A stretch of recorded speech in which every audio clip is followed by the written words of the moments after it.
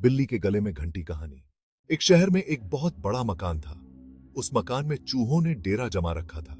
जब भी मौका मिलता वे अपने अपने बिलों से निकलते और कभी खाने की चीजों पर अपना हाथ साफ करते तो कभी घर की अन्य चीजें कुतर देते। उनका जीवन बड़े मजे से बीत रहा था। इधर मकान मालिक चूहों से तंग आ चुका था, इसलिए वह एक बड़ी सी बिल्ली ले आया। अब वह बिल्ली उसी घर में रहने लगी। बिल्ली के आने से चूहों का जीना हराम हो गया। जो भी चूहा बिल से निकलता वह उसे चट कर जाती।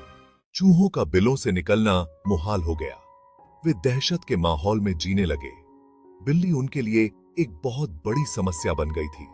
समस्या से निजात पाने का उपाय निकालने के लिए एक दिन चूहों की सभा बुलाई गई।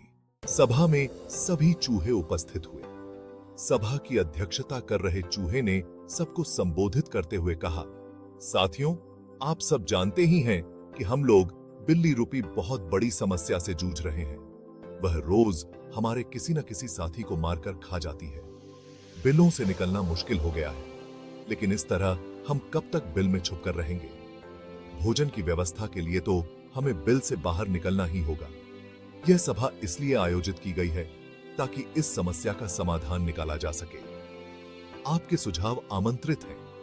आप एक एक कर अपने सुझाव दे सकते हैं। एक एक कर सभी चूहों से इस समस्या पर अपनी अपनी सोच के हिसाब से सुझाव दिए, लेकिन किसी भी उपाय पर सब एकमत नहीं हुए। तब अंत में एक चूहा उठा और चहकते हुए बोला, मेरी दिमाग में अभी अभी एक बहुत ही बढ़िया उपाय आया है। क्यों ना हम बिल्ली के गले में एक घंटी बांध दें? इस तरह बिल्ली जब भी आसपास होगी उस घंटी की आवाज से हमें पता चल जाएगा और हम वहां से भाग जाएंगे। कहो कैसा लगा उपाय? सारे चूहों को यह उपाय बहुत पसंद आया।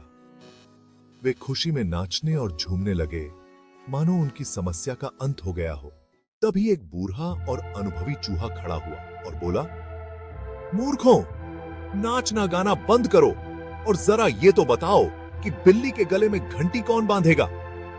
यह सुनना था कि चूहों का नाचना गाना बंद हो गया। बिल्ली के गले में घंटी बांधना अपनी जान से हाथ धोना था। कोई इसके लिए तैयार नहीं हुआ। सभा में शांति छा गई थी। तभी इस शांति को चीरते हुए बिल्ली के कदमों की आहट सबके कानों में पड़ी। और फिर क्या था? सब सिर पर पैर रखकर अपने अपने बिलों की ओर भाग खड़े हुए। योजना बनाने का कोई औचित्य नहीं यदि उसे लागू न किया जा सके।